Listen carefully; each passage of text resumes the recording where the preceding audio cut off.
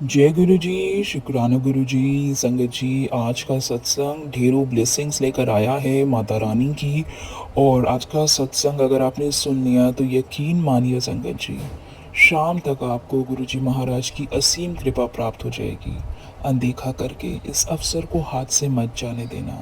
नवरात्रि के इस पवित्र दिन पे आज महाराज ने आपको किसी मकसद से चुना है।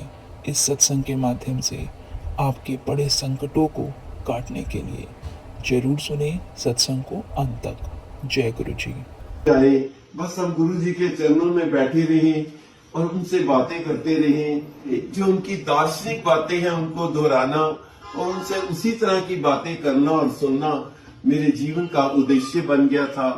तो बेटे ने कहा कि जब इतना प्यार करते हो तो गुरु के बड़े मंदिर भी तो होके आओ। तो उस टाइम रात को गुरु जी से बहुत देर तक बात होती रही। मुझे नहीं पता चलता दिन कब हुआ, तारीख क्या है, आज वार क्या है। मैं इतनी खो चुकी थी गुरु की भक्ति में कि बस मैं एक किस्म से टाइमलेस हो चुकी थी। जब बेटे ने कहा बड़े मंदिर जाना है तो मैंने सोचा कहाँ है वो, मुझे तो नहीं मालूम। कहने लगा कि अब गुरु जी से अरदास करो, वो खुद ही आपको बुला लेंगे और ले जाएंगे। तो बेटा बहुत बार बड़े मंदिर होके आया था, लेकिन वो मुझे ये नहीं कहना चाहता था कि मैं लेके जाऊं, क्योंकि जहां भी तुमने मैं किया तो फिर उसमें परमात्मा ने भी तुम्हें बता दिया कि तेरी अगर छोटी सी मैं है तो असली संसार के रचयिता मैं हूं। मेरी मैं तो फिर बहुत बड़ी हो जाएगी और तुझ पे भारी पड़ेगी। तो तुझे पता चलेगा कि जो ब्रह्म है उसकी शक्ति क्या है। तो उसने शर्म के मारे मुझे नहीं कहा कि मैं लेके जाऊंगा। उसने कहा गुरु जी से अरदास करो, वो आपको अपने आप ही बड़े मंदिर ले जाएंगे। तो मैंने अरदास की तो एक लड़की है सत्संग करवाती है, तो उसने मुझे कहा कि बड़े मंदिर जाना है। तो रात को गुरु जी मुझे बड़ी अजीब सी बातें करते रहे। सत्संग में जितने लोग आते हैं सभी सत्संगी नहीं होते, ये आप ध्यान रखिएगा। उसमें रजोगुणी, तमोगुणी और उसमें सतोगुणी कोई विरला ही होता है।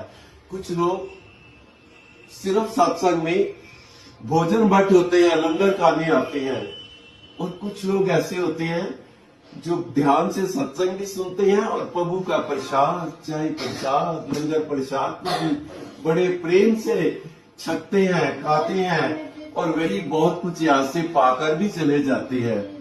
और कुछ ऐसे लोग भी होते हैं जो छीना झपटी करने आते हैं। मैंने कहा गुरु जी सत्संग में कोई क्या छीना झपटी करेगा।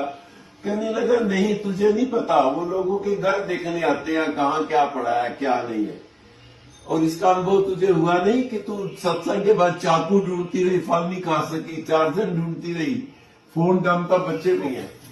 तो जब कोई तमोगुणी रजोगुणी सत्संग करता है तो गुरु को जो सच्ची भक्ति वाला सतोगुण वाला है उसका घर ऐसे ही साफ करना पड़ता है।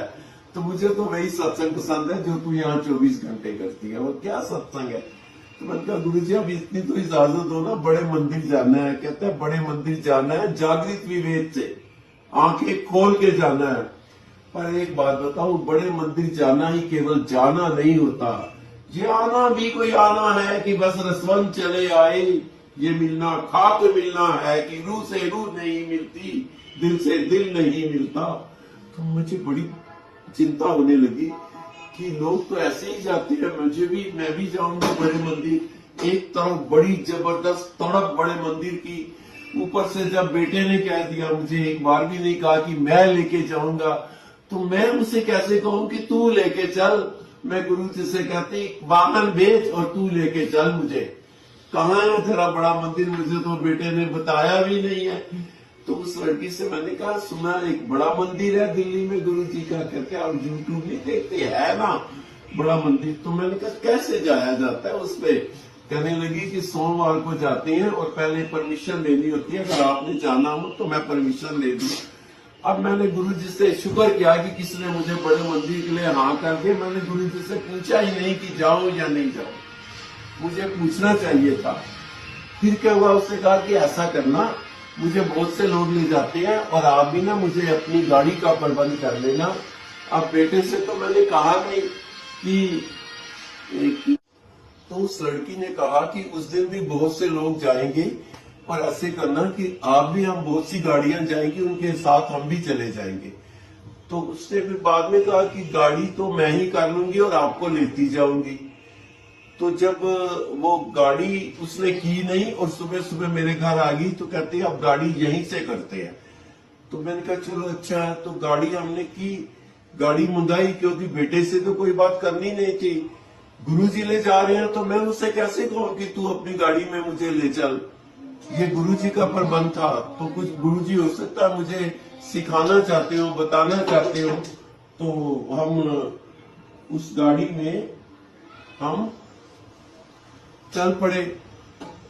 जब हम चल पड़े तो देखा सारी गाड़ियां चली गई थी, हमारी गाड़ी, वो मेरे घर से ही उसने गाड़ी को बुक किया। अब वो गाड़ी आ गई, उबेर या जो भी गाड़ियां आती है, और हम उसमें बैठ के चल पड़े।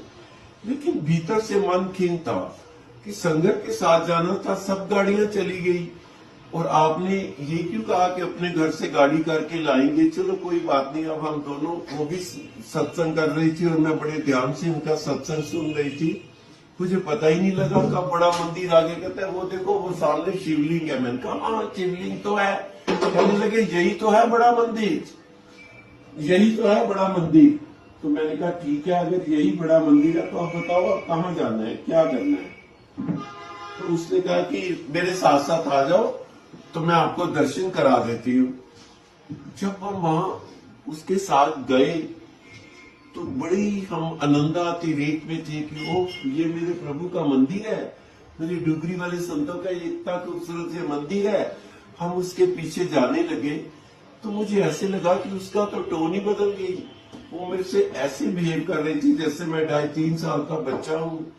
और मैं गुरु जी से पूछ रही थी क्या ये मेरे अहंकार को मिटने का संकेत है। मैं बड़ी मुस्कुरा के हंस हंस के उससे बात कर रही थी और वो बहुत बुरी तरह अपने जो गार्ड है या जो सेवादार है उनके सामने मेरे से बात कर रही थी ऐसे। और मुझे समझ नहीं आ रहा था कि ऐसे कहा को जोड़ी यार नहीं, आपको जोड़ों का नहीं पता, आपको ये नहीं पता। अरे मैं पहली बार आई हूँ, मुझे कुछ भी नहीं पता, मुझे जैसे कहेगी कर लेंगे। लेकिन मेरे चेहरे पर एक मुस्कान थी बस। अगर मेरी कारण किसी का अहंकार सेटिस्फाई होता है तो मुझे खुशी है। चलो ये भी अच्छा है कि किसी व्यक्ति को अपने अहंकार से खुशी मिल रही है। तो दर्शन किए पर मुझे ऐसे लगा गुरुजी कुछ अधूरा है। मुझे वो दर्शन आपके नहीं हो जाए। मेरी रूह प्यासी प्यासी सी है। ऐसा क्यों है? जैसे ही हम अंदर गए उससे पहले एक सेवादार से हम, उसकी वजह से हम उलझ पड़े, वो भी उलझ गई। बड़ी परेशान की ये वो क्या रहा है। मैंने उससे प्यार से कहा कि सेवा जब इतना लीन होके की जाती है कि पता न चले सेवा हो रही है, तब सेवा की स्टार्ट होती है। पहले तो हम केवल वर्क करते हैं। अगर हम केवल गुरु का काम करेंगे तो तनख्वाह मिलेगी, अगर हम सेवा करेंगे तो भंडारे खुल जाएंगे हमारे लिए, चप्पड़ फाड़ के मिलेगा। तो उसको बड़ी हैरानी सी हुई कि ये कैसे बोल रही है। उसके बाद उसने मुझे कहा कि आप तो 60 से ऊपर है, यहाँ पर हम मना करते हैं बीमार ना आए, बुजुर्ग ना आए, क्योंकि यहाँ पर ना वो लोग आए जो प्रॉब्लम ना बने, जो चल फिर के ना अपना दर्शन कर सके। मैंने कहा जी मैं तो हॉस्पिटल से कल आई हूँ, एडमिट थी और बड़ी तमन्ना थी कि गुरु मुझे बुला ले। गुरु ने आज बुला लिया। ऐसी कोई प्रॉब्लम नहीं क्रिएट होगी। मैं कोशिश करती हूँ कि मैं आपको किसी तरह का कोई कष्ट ना दूं। मैं खुद अपने आप ही कोशिश करती हूँ दर्शन करने की, भले ही मुझसे ठीक से चला नहीं जा रहा। मेरी टांग जो था उसका उन्हीं दिनों ही कुछ दिन पहले ऑपरेशन हुआ था। तो जब गुरु के दर्शन करने आए ऐसा लगा वो ऐसे डिक्टेट कर रही थी जैसे कोई गाइड करता है, ऐतिहासिक गाइड। तो मुझे बड़ा अजीब सा लग रहा था कि मुझे वो धार्मिक एटमॉस्फेयर क्यों नहीं मिल रहा जो मेरी प्यास है। तो गुरु जी के दर्शन करके उसके बाद जब अंदर गए तो कमाल हो गया। सेवादारों ने लाइन रोक दी, इधर से भी उधर से भी, और मुझे कहा आप खुले दर्शन करो। तो वो बड़ी हैरान होगी, वो मुझे पकड़ के कि आप चलो मत आगे, आपकी टांग खराब है, आप धीरे चलो ताकि हम गुरु जी के ज्यादा दर्शन कर सके। मैंने कहा और लोग भी तो हैं, ये चीटिंग है, मैं ऐसे नहीं करूंगी। मैं जिस स्पीड से चलती हूँ उसी स्पीड से चलूंगी। नहीं आप रुक जाओ, आपको कुछ नहीं कहेंगे, आपकी टांग खराब है, हमें खुले दर्शन और करने दो। मैंने कहा देखो ये लालच गलत है, और भी तो लाइन है ना, हमें बाहर धीरे धीरे जाना चाहिए अपनी सहज चाल से चल के। तो उसको थोड़ा सा गुस्सा आ गया कि मेरी बात नहीं मान ली आंटी। तो उसके बाद जब हम बाहर आए तो एक जगह बाहर चारद्वाली में गुरुजी के बहुत खूबसूरत मोर बने हुए हैं, और मैं क्योंकि राष्ट्रीय स्तर की कलाकार हूँ, ऐसी चीजें मुझे बहुत खींचती है। मैं देख रही थी किस मोर का मुंह किधर है, कौन मोर किस साइड से कैसे, कौन दूसरा मोर उसको आक्रांत कर रहा है, कैसे ये पूरी की पूरी मैं घर जाके ये पेंटिंग बनाऊंगी। और मैं बड़े गौर से एक कोने में खड़ी हुई देख रही थी, एकदम पीछे, जहां किसी को कोई बाधा नहीं हो सकती थी। वो आई, ये क्या कर रही हो, ये क्या कर रही हो, यहाँ से देखना मना है, ऐसे नहीं देखते, आप गलत कर रहे हो ये। तभी उसने मुझे 2-3 बार कहा यहाँ नहीं खड़ी होना है, यहाँ नहीं खड़ी। मैंने कहा बात सुनो, एक कोने में खड़े, किसी को परेशान नहीं कर रहे, कोई कहेगा तो हट जाएंगे, बस 2 मिनट मुझे थोड़ा ना इसको आंखों में बसा लेने दो मोर को, मुझे घर जाके ऐसा बनाना है। क्योंकि इतना टाइम नहीं था कि मैं, लाइन भी जा रही थी कि मैं वहां खड़े होके उसका स्केच बना लूं। तो मैं अपने मन में उनको भर रही थी, गुरुजी ये आपकी बाहर की चारद्वारी भी इतनी सुंदर है, अंदर का मंदिर तो बड़ा ही भव्य अलौकिक और बहुत ही खूबसूरती का नमूना है, और बाहर भी देखो ये मोरों का जो दृश्य है ये मुझे कितना लुभा रहा है। तभी उसने कहा कि आप नहीं खड़े हो वो यहाँ पे, आप चलो मेरे साथ, क्या देखने लग जाते हो, आप मोर नहीं देखे क्या, चलो आ जाओ इधर, चलो मेरे साथ। तो मैंने कहा 1 मिनट और, बस मैं घर जाके मैं फिर वैसी पेंटिंग बनाऊं। तो उसको गुस्सा आ गया, तो उसने कहा गुरुजी आपको मंदिर से धक्के मार के निकाल देंगे। मैं स्माइल कर दिया, मैं सोचने लगी कुछ, कहने लगे मैं कह रही हूँ ना गुरुजी आपको धक्के मार के निकाल देंगे, कभी मंदिर में आने नहीं देंगे। मैंने कहा मैंने बहुत अहंकार सहा है, चलो थोड़ा सा और सही। अगर कोई अपने अहंकार से खुश हो रहा है, कभी कभी सेवादार ये गलती कर जाते हैं कि वो अपने अहंकार को सेटिस्फाई करने के लिए बड़े बड़े अमीर और बड़े बड़े विद्वान और अच्छे लोगों पर ऐसा बिहेव कर देते हैं जिसमें भी नम्रता कम होती है, अहंकार बहुत ज्यादा होता है। तो मैं फिर स्माइल करके, तीसरी बार उसने फिर कहा, तो मैंने कहा अच्छा एक बात बताओ, भगवान शिव मुझे इस मंदिर से धक्के मार के निकाल तो देंगे, मगर रखेंगे कहाँ, सारा ब्रह्मांड उनका है, ये भी तो जवाब दो, फिर मुझे कहाँ रखेंगे। तो वो एकदम हैरान हो गई, क्योंकि उसको ये था कि ये भड़केगी तो मैं और भड़कूंगी और डांटूंगी, मैं इसको साथ लेके मंदिर दिखाने आई हूँ। तो उसके बाद अनमने मन से हम वहां से प्रसाद लेके और अपनी गाड़ी में बैठ गए।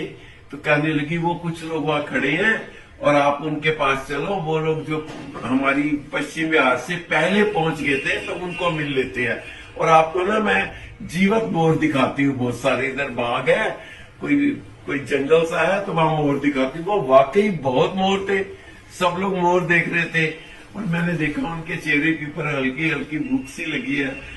तो बिस्कुट और नमकीन के 2 पैकेट में ले गई थी पर्स में डाल के। तो मैंने कहा ये सब प्रसाद के रूप में लीजिए, तो सब बहुत खुश हो गए, चलो अभी प्रसाद चख लो। और थोड़ी सी बात हुई, और फिर उसके बाद हम अपनी अपनी गाड़ी में बैठ के वापसी के लिए चल पड़े। रास्ते में उसने कहा यहाँ एक बहुत सुंदर फूलों की दुकान है आंटी, गुरु जी के श्रृंगार के लिए फूल ले ले। मैंने कहा ले लो। मुझसे पूछा आपका कौन सा फूल पसंद है, मैंने कहा मुझे तो कमल का पसंद है, एकदम निर्लिप्त, ना किसी के मोह में ली ना किसी के प्रेम में, और अपनी ही धुन में मगन, और पानी में रहता है, पानी को छूता नहीं है। तो वो फटाफट गई और जाके बहुत सुंदर सुंदर फूल ले आई। पता नहीं गुरुजी ने उसके मन में क्या डाला कि कुछ कठोर भी वो कर गई थी मेरे साथ, तो शायद कंप्रोमाइज करने के लिए, क्योंकि गुरु की संगत में गुरु ही सब कुछ डालता है। तो वो कमल के फूल धो ले आई। तो मैं बड़ी हैरान हुई कि मैंने तो वैसे ही कहा कि मुझे कमल अच्छे लगते हैं, तो गुरु के श्रृंगार तो गुलाब के और गेंदों के और जो मोतिये के फूल हैं या मोगरा के, उससे श्रृंगार होता है उनका। तो मैं बड़ी हैरान सी हुई। तो हमने फूल रख लिए और आके गुरु जी का बहुत बेहतरीन श्रृंगार किया, और उसके बाद वो अपने घर चली गई और मैं अपने घर आ गई। तो मुझे ऐसे लगा गुरुजी आपके मंदिर तो जरूर गई हूँ, लेकिन सच पूछो तो मैं 100% मंदिर आना चाहती हूँ, क्या इस जन्म में ये संभव होगा? आज तो मुझे लगता है 35-40% भी नहीं आ पाई। गुरुजी, मन उतना आह्लादित होना चाहिए ना, जैसे आपका भक्त है। तो गुरुजी ने मुझे दोबारा फिर से मौका दिया। दोबारा मैं अपनी मेट मीनाक्षी के साथ और उसी लड़की के साथ, क्योंकि गुरु ने भी तो मेरी सहनशीलता की परीक्षा लेनी ही थी ना, तो हम दोबारा गए ये देखने के लिए। गुरुजी दिखाना चाहते थे कि जब तुम किसी भक्त के साथ यात्रा करते हो तो तमो रजो से अच्छा है तुम अकेले यात्रा करो। पर हम उसके साथ फिर दोबारा आए और हमारा अनुभव ऐसे ही रहा। हमारी यात्रा इस बार भी बड़ी अजीब सी रही। उसने मुझे कहा कि इनके पर्स बड़े सुंदर होते हैं, पर्स नहीं लेके जाना, इतना बड़ा पर्स घर रख दो। मैंने कहा घर तो रख दिया, आप कहते हो कि वो कोविड का जो टीके का इंजेक्शन का जो है सर्टिफिकेट वो देखते हैं, वो मैं रख लूंगी, और थोड़े बहुत पैसे हैं वो भी मैं रख लूंगी, और मेरा कार्ड है एटीएम वो भी मैं रख लूंगी। तो जो उन पहले गुरुजी के हमने लिफाफे उस दिन भूल गए थे, वो 2 लिफाफे भी लिए, क्योंकि जब उनके हाथ गुरुजी की तस्वीर पे चढ़े, स्वरूप पे चढ़े, तो उस रकम पर भी उन्हीं का हक था जो पहले गुरुजी की संगत नहीं आ सकी। और ये सत्संग सूक्ष्म रूप से गुरुजी ने घर में किया, तो उन पैसों पर भी गुरुजी का हक था। तो उसने कहा ये भी मैं रख लूंगी। तो मैंने कहा चलो, मैंने अपना पर्स घर रख दिया। तो वहां वो बड़ी जाके सेवादारों को सबको दिखा के उसने मुझे दिए, ये लीजिए लिफाफा, इसको ऐसे मत्था टेकना है, इसको ऐसे गुल्लक पे डालना है। तो मैं चुपचाप देख रही थी, उसके चेहरे के भाव भी पड़ रही थी। उसके बाद जो कोविड का सर्टिफिकेट था वो गलती से, और मेरा एटीएम कार्ड भी वो ले गई। और जब घर में मैंने अपने पहुंची तो मुझे एटीएम कार्ड की जरूरत पड़ी। मैंने फोन किया, कहते मैं तो जी बहुत दूर हूँ, अपनी मम्मी को मैं अस्पताल लेके आई हूँ, मैं आपका एटीएम कार्ड नहीं दे सकती और बाद में दूंगी। तो मुझे गुरुजी ने कहा तुझे छोटा पर्स ले लेना चाहिए था, अपनी चीज जेब में या अपनी चीज अपने पास रखते हैं। मैं तुम्हें शिक्षा भी दे रहा हूँ कि कैसे आना है। ये 50% उसकी गलती है तो तुम्हारी भी है, तुमने क्यों नहीं मांगा उससे कि अब मेरा सामान दे दो, हम घर पहुंच गए हैं। तो तुम बहुत मस्त रहती हो, व्यवहार के टाइम इतनी मस्ती ठीक नहीं, उस टाइम आप दुनिया में डिवाइन ऑर्डर से टाइम ऑर्डर में आओ।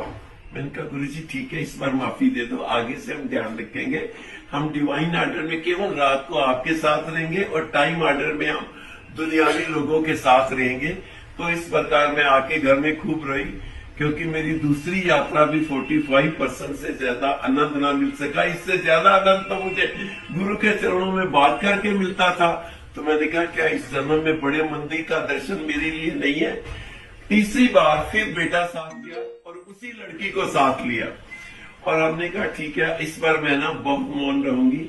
तो मैं पीछे की सीट पे लेट गई, ऐसे ही जूते पहने हुए, शूज पहने, और मैं कम्बल कर लिया, और वो उसको आगे की सीट पे बिठाया और अपने बातचीत करते रहे। और मैं गुरु जी की सत्संग का आनंद लेट के, आराम से लेट के लेती थी। मुझे ऐसे लगता था या तो गाड़ी गुरु जी चला रहे हैं या मेरे सिर पे हाथ गुरु जी ने रखा है और गुरु जी मेरे पास बैठे हैं।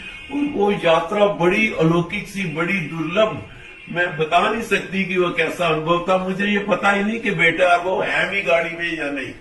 जब हम वहां पहुंचे गुरु जी के दर्शन के लिए, तो थोड़ी सी बढ़ोतरी हुई। 55% मुझे याद है आनंद था, और मैं चाहती थी गुरु जी आज भी यात्रा जो है ना अधूरी है। फिर उसके बाद मेरा बर्थडे था, तो उसके बर्थडे के 4 दिन बाद जुलाई में गुरु जी का जन्मदिन मनाया जाता है। तो मैंने कहा जुलाई में भी मेरा ही है, तो ये जन्मदिन अब मैं कभी नहीं मनाऊंगी, ये हम गुरु जी का फंक्शन करेंगे, उसी में खुद को भी लीन कर लेते हैं। वही जन्मदिन अलग से मैं नहीं मनाऊंगी। तो 24 घंटे के लिए मैं अपने परिवार, अपनी बहुओं, बेटों, पोते पोतियों से एकदम, तीनों फोन मैंने स्विच ऑफ कर दिया और मैं एकदम से अलग हो गई कि मैं गुरु जी के साथ जन्मदिन मनाऊंगी। और मैं लोग कहते कि ऐसा जन्मदिन दुर्लभ था जब गुरु जी ने कहा आम के फल बांटो जो भी मिले, जिस तरह से वो निर्देश देते रहे होता रहा। मैंने कहा एक बात बताओ, अब ऐसी भी क्या मेरे बुरे कर्म है कि 100% आपके दर्शन कहते होंगे ना, थोड़ा सब्र तो किया कर। कितनी बार मैं सबको कहता हूँ शुक्राने और सब्र में आओ। तो मैंने कहा ठीक है अब सब्र ही करूंगी। ठीक 4 दिन के बाद वही स्कूटर वाले को मैंने फोन किया और हम गुरु जी के दर्शनों के लिए चल पड़े। कमाल की बात है, मुझे ऐसे लगता था कि मैं आकाश में उड़ती हुई जा रही हूँ। सारे रास्ते उस स्कूटर वाले के साथ गुरु जी का सत्संग, और वो भी बड़ा आनंद ले रहा। और जब वहां हम पहुंचे तो मुझे सेवकों ने कहा, आइए आप इस छोटे से कमरे में बैठिए। वो आज भी मेरे पास वो तस्वीर है, आप यहाँ बैठिए। मैं वहां बैठ गई। नहीं, आपकी ना थोड़ा चलने में दिक्कत है, अभी व्हील चेयर मंगाते हैं। व्हील चेयर आ गई। वास्तव में मेरी टांग और घुटने में उस दिन भी बहुत दर्द था। तो हम सीढ़ियां पर पहुंच गए। तो उन्होंने कहा, हमारा जो है, हमें यहीं तक हुक्म है, अब आगे आप स्कूटर वाले के साथ जाइए या खुद जाइए, हम ऊपर तक नहीं ले जा सकते। तो मैं वहां खड़ी हुई। मैंने कहा, आप आओगे लेने? क्या आप आओ ना, टांग में दर्द है तो या दर्द ठीक करो या खुद आओ। एकदम से एक सेवक आ गया, कहता है, आओ गुरुजी मुझे कह रहे हैं मैं आपको ऊपर लेके चलूं। और वो मुझे हाथ पकड़ के ऊपर लेके दोनों तरफ से लाइन रोक दी और ठीक 7-8 मिनट तक खुले दर्शन हुए गुरु जी के। मैं हैरान हो गई कि आज मैं अकेली आई हूं और इतना अधिक दुर्लभ दर्शन, इतने बढ़िया दर्शन। वाह गुरु जी वाह! कैसे मुझे लगा कि ये सेवक यहाँ होगा ही नहीं है, कि गुरु जी तो नहीं सेवक बन के आ गए, क्योंकि ऐसा सेवक मैंने देखा ही नहीं वहां सेवकों में। तो जैसे ही उसने मुझे कहा, अब ये ना गुल्लक है, इसमें आपने अपनी श्रद्धा अनुसार ये जो भी आपने करना है करो, अब मैं आपको नीचे मिलता हूँ। मुझे ऐसा लग रहा है कि गुरुजी ने आपकी टांगे बिल्कुल ठीक कर दी। और सचमुच मुझे कोई दर्द नहीं था। जो मैं एक तड़पते हुए घर से चली थी कि व्हील चेयर पे मैंने खुद ख्वाहिश की कि मेरी बहुत घुटने में दर्द है, वो मैं डट के अकेली चल के आगे रास्ता तय करके आ रही थी। मुझे आते ही उन्होंने जल प्रसाद दिया, लंगर प्रसाद दिया, और 2 सेवक कहने लगे, आपकी कुछ मदद चाहिए तो करें। तो चलते चलते मैंने उन्हें कह दिया कि मेरा दिल करता है, जिन्होंने मेरी इतनी मदद की है, इतने प्यारे सेवादार हैं, मैं उन्हें कुछ दूं। तो जैसे ही मैं देने लगा, हमें हुक्म नहीं है लेने का। तो मैंने कहा, ये अमानत तुम्हारी मेरे घर रहेगी और आओगे आप लेने। अभी 3 दिन बीते होंगे तो वो मैंने रुद्राक्षी, बड़ी प्यारी माला भगवान शिव की जो गोल्ड प्लेटेड थी, मैंने उस दिन अपनी अलमारी में से निकाल के और मैंने ड्राइंग रूम के मेज के ऊपर रख दी। उसके 1 घंटे बाद वो दोनों सेवक आए, जिन्हें मैंने चलते चलते अपना पता बताया था, जबकि पता याद भी नहीं हो सकता इतनी जल्दी। मैंने कहा, कहते हम दोनों ने ना आधा आधा पता याद कर लिया। दोनों ने मिला के देखा कि हम माता जी से मिलने जरूर जाएंगे। वो बड़े प्यार से हमें इन्वाइट करके गई है। तो आधे घंटे के लिए आए थे, क्योंकि एक पता नहीं रोहतक कहीं दूर जाना था और एक को शादरा जाना था। 1 बजे वो आए थे, 7:30 बज गए। हम गुरु जी का सत्संग करते रहे, टाइम लस हो गए, ना उन्हें टाइम का पता ना मुझे। उनमें से किसी एक ने कहा, आपकी रसोई किस तरह है? गुरु जी कह रहे हैं, मैं अपनी माँ को चाय प्रसाद बनाऊं, लंगर प्रसाद चाय का दूं। उसने चाय बनाई, हम तीनों ने चाय पी। जो भी वो थोड़ा सा नमकीन बिस्कुट वगैरह किचन से उठा के लाया, तो मुझे भी लग रहा था कि अब इनको जाना चाहिए, बहुत देर हो गई। तभी वो एक चाय के बाद एक बोल पड़ा कि मैंने तो, मेरी बेटी ने सुबह पेपर देना है और मुझे एक घड़ी वाले की दुकान ना बंद हो जाए, मैंने उससे बाहर घड़ी खरीदने का प्रॉमिस किया है। तो मेरे गुरु जी मुझे कहते हैं, बच्चे आए आज घर तेरे, माँ है तू इनकी, और तेरे को हमने एक ड्यूटी दी है कि तूने हर दुखी को मरहम लगाना है, मरहम दिया है। तो आज बच्चे घर आएगा तो दादी और माँ कैसे बिहेव करती है। तो मैंने कहा, रुको, आप ना दादी की तरफ से गए घड़ी ले जाओ।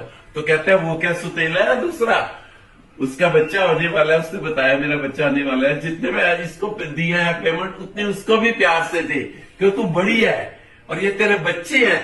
तो मैंने कहा, गुरु जी ठीक है, सब वचन। ऐसे ही जैसे कोई पास खड़ा होकर मुझे डिक्टेट कर रहा था, मैंने उनको दिया। वो बड़े हैरान से हुए, कहने लगे, अच्छा ठीक है, नमस्कार करके वो अपने घर चले गए। मुझे पहली बार पता चला कि बड़ा मंदिर क्या होता है, बड़े मंदिर के दर्शन क्या होते हैं। मैं 100% आनंद में थी और उसी आनंद में, आकाश में डूबे हुए, ना कुछ खाया ना पिया, जा लगता था बिल्कुल मैं ना तक भरपूर हूँ। और मैं ऐसे आनंद में सो गई कि वाकई ही आज पहली बार बड़े मंदिर के दर्शन हुए हैं। वो जो पहली 3 बार थी वो ट्रायल था, वो दर्शन नहीं हुए। असली दर्शन जिसे कहते हैं, मैं इतना आनंद बन के हृदय में लाई कि कई महीने उस आनंद में डूबे हुए कैसे बीत गए टाइम लॉस, मुझे कुछ याद नहीं, कुछ पता नहीं।